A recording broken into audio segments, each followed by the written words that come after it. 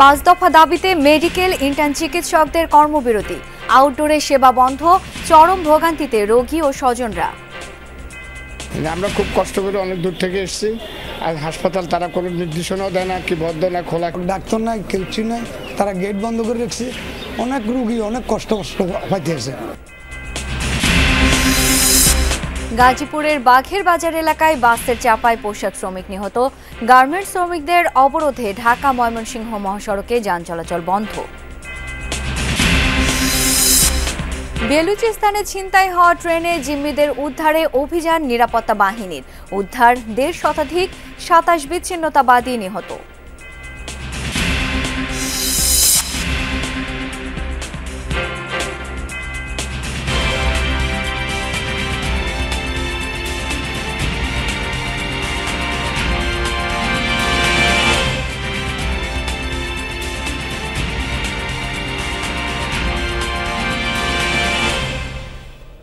আমন্ত্রণ যমুনা নিউজে আপনাদের সাথে আছি আমি শাওন দত্ত।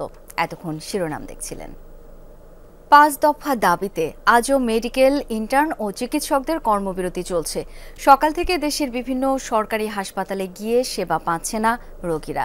খুলনা, কুমিল্লা, রাজশাহী, রংপুর, সিলেট সহ দেশের প্রায় সব হাসপাতাল ও মেডিকেল কলেজগুলোর ইন্টার্ন ও চিকিৎসকরা আউটডোরে সেবা বন্ধ রেখেছেন। জরুরি স্বাস্থ্য সেবা চালু থাকলেও হাসপাতালগুলোর সব গেট বন্ধ থাকায় ফিরে যেতে হচ্ছে রোগীদের।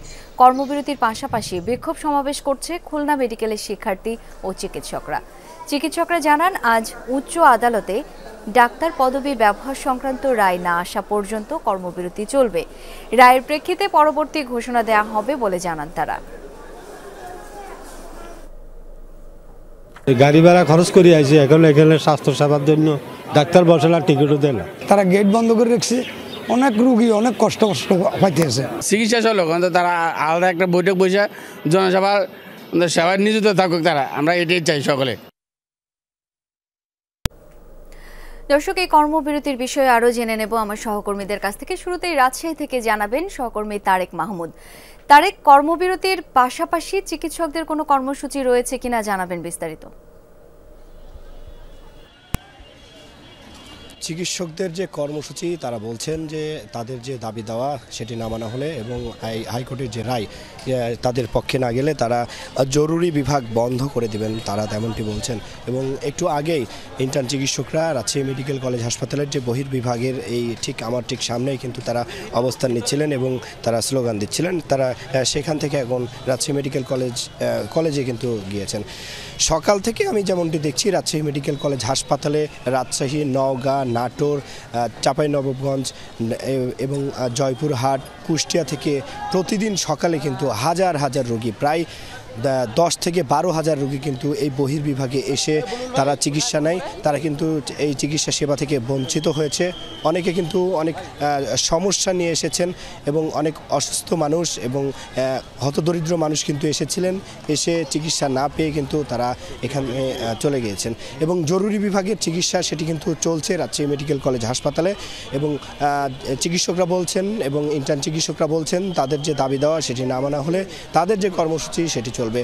অনেকটা বলা যায় যে এই সকাল থেকে আমি অনেক দুর্ভোগ দেখেছি। সাধারণ মানুষ যারা ছোট ছোট বাচ্চা নিয়ে কিন্তু এসে চিকিৎসা পাননি এবং যারা দরিদ্র মানুষ, তারা আসলে বাইরে চিকিৎসা করার যে সামর্থ্যটুকু নেই, তারা তেমনটি বলছিলেন।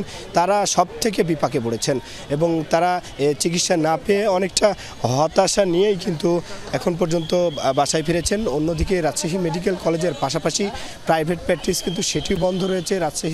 রাজশাহীর লক্ষ্মীপুরে যে স্বাস্থ্যকেন্দ্রগুলো আছে, সব স্বাস্থ্যকেন্দ্রে কিন্তু চিকিৎসকরা বসছেন না।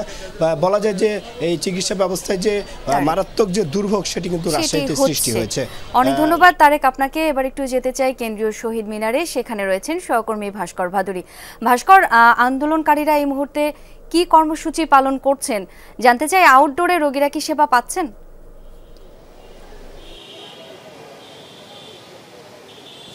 শাওন, পূর্ব যে ঘোষণা চিকিৎসকদের, সেই পূর্ব ঘোষণা অনুযায়ী সারা দেশের চিকিৎসকদের যে ধর্মঘট, তার মূল অনুষ্ঠানটি কিন্তু ঢাকার কেন্দ্রীয় শহীদ মিনারে অনুষ্ঠিত হবে। এবং চিকিৎসকরা কিন্তু এক সপ্তাহ আগে থেকে জানিয়ে রেখেছিলেন যে আজকের দিনটিতে প্রত্যেকটি সরকারি হাসপাতালের মাঝে শুধুমাত্র আইসিইউ, সিসিইউ এবং জরুরি বিভাগ খোলা থাকবে। সুতরাং সেই হিসেবে বলাই যায় যে আউটডোর বিভাগ এবং বৈকালিক যে সেবা সেই বিষয়গুলো কিন্তু আজকের দিনের জন্য পুরোপুরি বন্ধ রাখা হবে এবং সেই ঘোষণা অনুযায়ী কিন্তু সরকারি দেশের যে হাসপাতালগুলো রয়েছে প্রত্যেকটি হাসপাতালে একই পরিস্থিতি বিরাজ করছে। এবং তার পরবর্তীতে যদি আসি যে আজকের কর্মসূচি সকাল 11টায় ঘোষণা করা হয়েছিল। আমরা এখন পর্যন্ত দেখতে পাচ্ছি কিছু মেডিকেল কলেজের শিক্ষার্থী এসে কিন্তু শহীদ মিনারে উপস্থিত হয়েছেন, তেমন বড় সড়ো জমায়েত এখন পর্যন্ত হয়নি। তাদের সাথে আমরা যখন কথা বলছিলাম তারা কিন্তু আমাদেরকে জানিয়েছেন হয়তো বা 11:30 থেকে 12টার মাঝেই সারা দেশের বিভিন্ন হাসপাতাল এবং মেডিকেল কলেজ থেকে শিক্ষার্থী এবং চিকিৎসকরা কিন্তু এই শহীদ মিনারে এসে উপস্থিত হবেন। এখন যদি বলি শাওন যে কেন তারা আজকের এই কর্মসূচি দিয়েছেন, মূলত চিকিৎসকরা 5টি দাবি নিয়ে তারা আজকের এই যে কর্মসূচি সেই কর্মসূচিতে সমবেত হয়েছেন, যার মাঝে অন্যতম বিষয়টি হয়েছে যে কোনোভাবেই মেডিকেলের শিক্ষার্থীদের মাঝে এমবিবিএস এবং বিডিএস ছাড়া কেউ নামের পাশে চিকিৎসক শব্দটি ব্যবহার করতে পারবেন এবং একই সাথে সারা দেশের যত অবৈধ ম্যাথস স্কুল রয়েছে সেগুলো কিন্তু বন্ধ করতে হবে। এখন দেখা যাক কর্মসূচি শেষে তাদের যে স্মারকলিপি প্রদান সেই স্মারকলিপি প্রদানের পর তাদের পরবর্তী কর্মসূচির ঘোষণা কি আসে। নিশ্চয়ই সেই আপডেটগুলো আপনার মাধ্যমে দর্শকদেরকে জানাতে পারবো আমরা। ধন্যবাদ আপনাকে। সড়ক দুর্ঘটনায় এক নারী শ্রমিকের মৃত্যুর প্রতিবাদে গাজীপুরে বাঘের বাজারে সড়ক অবরোধ করেছে সহকর্মীরা। বিক্ষুব্ধ শ্রমিকরা জানান গোল্ডেন রিফিট গার্মেন্টস কারখানার শ্রমিক জান্নাতুল ফেরদৌস তামান্নার সন্তান অসুস্থ থাকায় গতকাল তিনি ছুটি চান, কিন্তু কর্তৃপক্ষ তাকে ছুটি না দিয়ে কারখানার পরিচয়পত্র রেখে দেয়। ভোরে কারখানায় যাওয়ার উদ্দেশ্যে বাসা থেকে বের হন তামান্না। বাঘের বাজার এলাকায় একটি অটোরিকশা প্রথমে তাকে ধাক্কা দেয়, পরে চাপা দেয় একটি ট্রাক। ঘটনাস্থলেই মারা যান তামান্না। তার মৃত্যুর খবরে বিক্ষুব্ধ হয়ে ওঠে শ্রমিকরা। অটোরিকশা বন্ধের দাবিতে মহাসড়ক অবরোধ করেন তারা। ঢাকা ময়মনসিংহ মহাসড়কে যান চলাচল বন্ধ থাকায় ভোগান্তি পোহাতে হচ্ছে যাত্রীদের।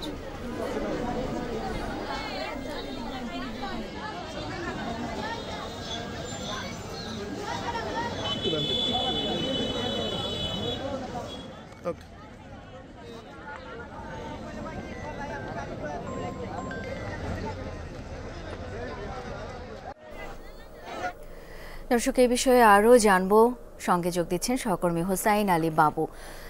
সড়কের পরিস্থিতি এই মুহূর্তে কেমন দেখছেন? শ্রমিকরা কোথায় অবস্থান নিয়েছেন? এখনকার পরিস্থিতি যদি বলি, একেবারেই রাস্তার অবস্থান করে শ্রমিকরা আন্দোলন করছে, কোনো গাড়ি চলাচল করতে দিচ্ছে না। তার পাশাপাশি আসলে এই গাড়ি চলাচল না করার কারণে সাধারণ যাত্রীরা তারা চরম দুর্ভোগে পড়েছে। আজ ভোর 5:40 আসলে এই যে কারখানার শ্রমিক, সেইসব কারখানার শ্রমিক কারখানায় ঢুকতে নিচ্ছিল, তারপর সেখান থেকে তারা আইডি কার্ড নেওয়ার জন্য আসছিল। আইডি কার্ড না দেওয়ার কারণে যখন রাস্তায় উঠেছে তখন আসলে অটোরিকশা তাকে ধাক্কা দিয়ে ছিটকে পড়ে গিয়ে তার উপর দিয়ে ট্রাক চলে যায়।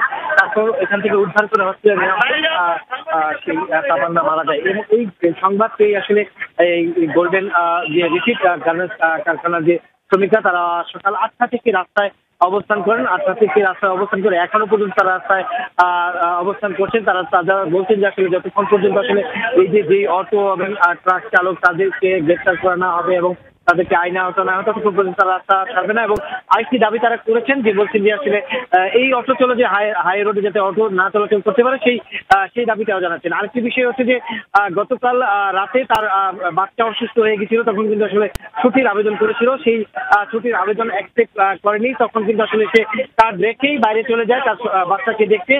পরবর্তীতে আবার ডিউটির জন্য সকাল 5:40 উনি আসেন। আসার পরে আসলে তাকে ডিউটিতে ঢুকতে দেওয়া হয়নি। তারপর সে রাস্তায় উঠে তারপরেই এই দুর্ঘটনাটি ঘটে। সেই দুর্ঘটনার ফলে আসলে 8টা থেকে রাস্তায় অবস্থান করছেন। এখনো পর্যন্ত তারা রাস্তায় আছেন। আসলে ইন্ডাস্ট্রিয়াল পুলিশ এবং থানা পুলিশ এবং আইন পুলিশ সহ নানা বাহিনী কিন্তু আসলে রাস্তার উপরে অবস্থান করছেন, কোনোভাবেই তাদেরকে সরাতে পারছেন না। রাজধানীর ভাটারা থানার একটি হত্যা মামলায় সাবেক প্রধানমন্ত্রী শেখ হাসিনার বেসরকারি শিল্প বিনিয়োগ বিষয়ক উপদেষ্টা সালমান এফ রহমান ও সাবেক মেয়র আতিকুল ইসলামকে নতুন করে গ্রেপ্তার দেখানো হয়েছে। সকালে তাদের আদালতে হাজির করা হয়। এদিকে ধানমন্ডি থানার হত্যা মামলায় সাবেক স্বরাষ্ট্রমন্ত্রী আসাদুজ্জামান খানের ছেলে জ্যোতিকে 3 দিনের রিমান্ড দিয়েছেন আদালত। একই মামলায় সাবেক সিনিয়র সচিব মহিবুল হককে গ্রেপ্তার দেখানো হয়েছে। ধানমন্ডি থানার রিয়াজ হত্যা মামলায় সাবেক আইসিটি মন্ত্রী জুনায়েদ আহমেদ পলককে পাঠানো হয়েছে 3 দিনের রিমান্ডে। লালবাগ থানার হত্যা মামলায় সাবেক এমপি সোলেমান সেলিমকে 3 দিনের রিমান্ড দিয়েছেন আদালত।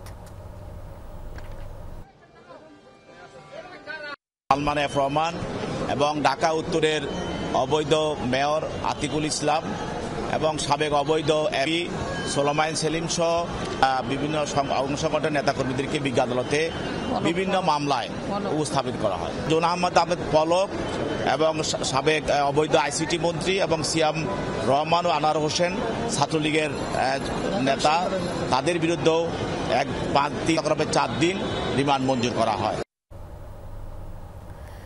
মানিকগঞ্জে 3 বছরের শিশুকে যৌন নিপীড়নের মামলায় একজনকে গ্রেপ্তার করেছে পুলিশ। মঙ্গলবার রাতে অভিযুক্ত কিশোরকে গ্রেপ্তার করা হয়। পুলিশ জানায় গত 7 মার্চ সন্ধ্যায় টাঙ্গাইল থেকে পরিবারের সাথে মানিকগঞ্জে একটি বিয়ের অনুষ্ঠানে আসে শিশুটি। এ সময় এক আত্মীয়ের যৌন নিপীড়নে অসুস্থ হয়ে পড়ে সে। শিশুটির মা বিষয়টি বুঝতে পেরে তাকে টাঙ্গাইলের একটি স্বাস্থ্য কমপ্লেক্সে ভর্তি করে। সেখান থেকে টাঙ্গাইল জেনারেল হাসপাতালে পাঠানো হয় শিশুটিকে। এই ঘটনায় ভুক্তভোগী পরিবার থানায় মামলা করলে অভিযুক্ত কিশোরকে গ্রেপ্তার করা হয়। এদিকে ভুক্তভোগী অভিযুক্ত আত্মীয় হয় স্থানীয় একটি পক্ষ বিষয়টি আপোষে মীমাংসার চেষ্টা করছে বলেও জানায় পুলিশ। রাত হলেই লক্ষ্মীপুরে বাড়ে ডাকাত আতঙ্ক। আজ এ বাড়ি তো কালো বাড়ি। রাতভর পাহারা দিয়েও থামানো যাচ্ছে না লুটপাট। স্থানীয়দের অভিযোগ, দিন দিন ডাকাতির ঘটনা বাড়লেও ধরা ছোঁয়ার বাইরেই থেকে যাচ্ছে লুটেরারা। তাই রাত হলে লাঠি সোটা নিয়ে এলাকাবাসীকেই নামতে হচ্ছে পাহারায়। তবে মূল ঘটনার চেয়ে আতঙ্ক বেশি ছড়াচ্ছে বলে মত পুলিশের।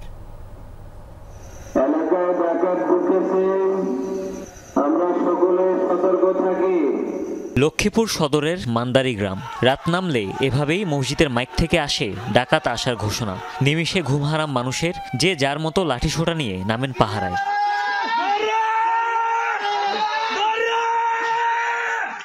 স্থানীয়রা জানায় লক্ষ্মীপুর জেলা জুড়েই বাড়ছে ডাকাত আতঙ্ক। তবে মান্দারি, তেওয়ারীগঞ্জ, লাহোরকান্দি, দত্তপাড়া সহ সদরের বিভিন্ন স্থানে লুটপাটের ঘটনা বেশি ঘটছে। কখনো বাড়ির তালা ভেঙে তো কখনো গ্রিল কেটে চালানো হয় লুটপাট। দারোয়ান, বাড়ির বাসিন্দাদের করা হয় মারধর। এমনকি ঘটেছে প্রাণহানির ঘটনাও। জোরে বাড়ি মারছে, ওইটা সিটকে ভেঙে গেছে। এরপর ঢুকতে চাইছিল, ঢুকার পরে আব্বা সামনে ছিল, আব্বা বাধা দিচ্ছে, আব্বার খুব একটা দিচ্ছে। ঘরে ঢুকবে এমন টাইমে আশেপাশের লোকজন জানিয়ে তারা লাইট লই লাড়ি চড়ালে বাইর হয়ে ওরা ভয়ে তখন চলে গেছে। সাইডে রক্ত সব ভাসি গেছে, ব্যাগে সাইডের মধ্যে চতুর্দিকে সাইডে ওরা সাইড চলে গেছে। এলাকাবাসীর টহলের মাঝেও থেমে নেই এই লুটেরাদের হানা। ফলাফল নির্ঘুম রাত কাটাচ্ছেন অনেকেই। অভিযোগ, গুরুত্বপূর্ণ স্পটগুলোতে রাতের বেলা তেমন একটা দেখা যায়নি পুলিশি টহল। প্রতিনিয়ত কিন্তু আমাদের গ্রামের এই জনপদগুলোতে চুরি এবং ডাকাতির উত্তাপটা খুবই বেড়ে গেছে, যেটার কারণে আমাদের মা বোনরা এবং আমরা ঠিক মতন ঘুমাতে পারি না। ডাকাতের আতঙ্ক, রাত্রিবেলা এলাকার মানুষ ঘুমাতে পারতেছে না। এই ব্যাপারে প্রশাসনের কোনো হস্তক্ষেপ দেখতেছি না। জনমনে এখন আতঙ্ক বিরাজ করছে, কখন জানি আমার ঘর ডাকাতি হয়। ডাকাতি ঠেকাতে কার্যকর পদক্ষেপ নেওয়ার কথা যাদের, কি করছে সেই আইন শৃঙ্খলা বাহিনী? আমরা অনুসন্ধানে দেখেছি যে এর তেমন কোনো ভিত্তি নেই, কিন্তু একটি আতঙ্ক আসলে বিরাজ করছে। আমরা আমাদের টহল কার্যক্রম বাড়িয়ে দিয়েছি। রমজানের দিন আমাদের পুলিশ টহল কার্যক্রম অব্যাহত রেখেছে, আমাদের গোয়েন্দা কার্যক্রমও অব্যাহত আছে। গেল 5 মাসে শতাধিক ডাকাতির ঘটনা ঘটলেও ডাকাতদের ভয়ে মামলা করেননি ভুক্তভোগীরা। লুটপাটের ঘটনায় ধরাও পড়েনি কেউ। হুমায়ুন রশিদ, যমুনা নিউজ। গভীর রাতে রাজধানীর মহাখালীর 7তলা বস্তিতে ট্রান্সমিটার বিস্ফোরণ থেকে ঘটে ভয়াবহ অগ্নিকাণ্ডের ঘটনা। মুহূর্তেই ছড়িয়ে পড়ে আগুন। বস্তিবাসী বাধ্য হয়ে শূন্য হাতেই ঘর ছেড়ে আশ্রয় নেয় ফাঁকা স্থানে। প্রত্যক্ষদর্শীদের মতে পুড়ে গেছে বস্তির অর্ধশতাধিক ঘরবাড়ি। ফায়ার সার্ভিসের 8টি ইউনিটের প্রায় 1.5 ঘন্টার প্রচেষ্টায় ভোর 5টা 20 নাগাদ আগুন নিয়ন্ত্রণে আসে। সিয়াম সাধনার মাসে ঠিক সেহরির পূর্ব মুহূর্তে নগরবাসী যখন সেহরির প্রস্তুতিতে ব্যতিব্যস্ত, ঠিক সেই সময়ে অগ্নিকাণ্ডে পুড়ে ছাই মহাখালীর 7তলা বস্তির প্রায় অর্ধশতাধিক ঘর।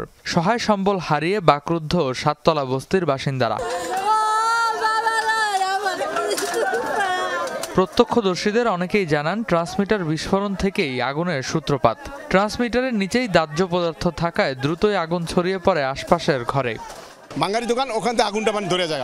আমি প্লাস্টিক আগুন লাগলে ধাউ ধাউ করে জ্বলে ওঠে, এই ইন্দে শুরু হয়। পরে এখান থেকে মানে অনেকে পানি দিয়ে পানি নিয়ে আনতে এই জায়গাগুলো মানে ভাঙতেছে, মানুষ ভাঙতেছে, আগুনের দিকে না আসে, ঘর বাড়ি ভাঙতেছে আর পানি মারতেছে। হঠাৎ করে আগুন লাগায় বস্তিবাসী ঘর থেকে বের করতে পারেননি তেমন কোনো মালামাল। শূন্য হাতে জীবন নিয়ে কোনো রকম নিরাপদে আশ্রয় নেন তারা।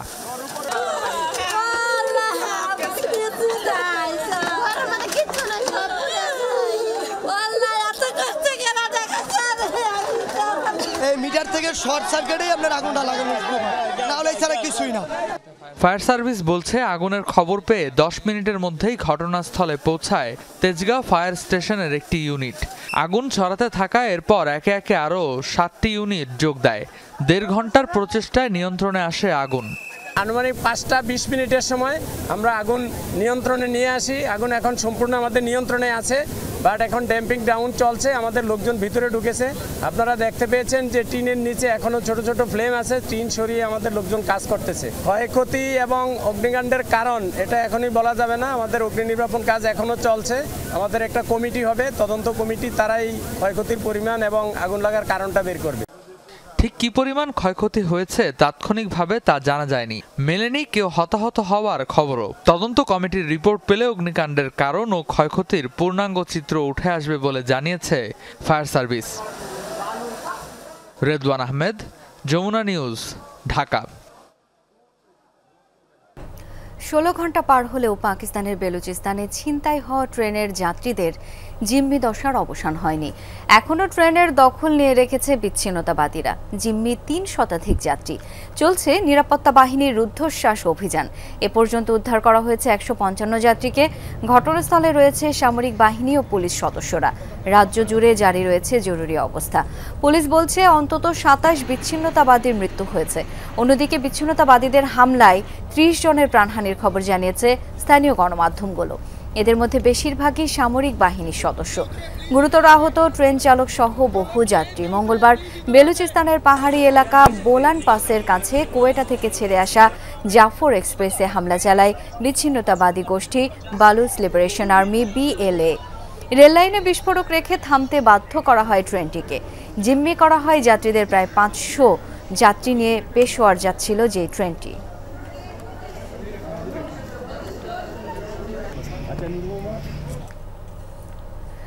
নিরাপত্তা বাহিনী দিয়ে বিচ্ছিন্নতাবাদীদের উপর বিমান হামলা করলে হত্যা করা হবে সব জিম্মিকে, এমন হুঁশিয়ারি দিয়েছে ট্রেন দখলে নেয়া বালুচ লিবারেশন আর্মি BLA।